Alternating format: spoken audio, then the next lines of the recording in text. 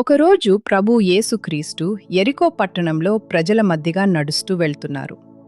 అక్కడ జక్కయ్య అనే వ్యక్తి ఉన్నాడు. అతను పన్నుల అధికారి.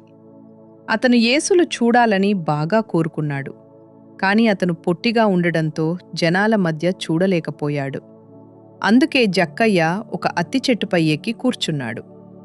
పైనుండి యేసును చూడాలని ఆసక్తిగా ఎదురుచూశాడు. యేసు ఆ చెట్టు దగ్గరకు వచ్చి పైకి చూసి, జక్కయ్య, త్వరగా దిగిరా, ఈరోజు నేను నీ ఇంటికి రావాలి అని ప్రేమతో అన్నాడు. జక్కయ్య ఎంతో ఆనందంతో చెట్టు దిగిపోయాడు. ఆనందంగా యేసును తన ఇంటికి తీసుకెళ్లాడు.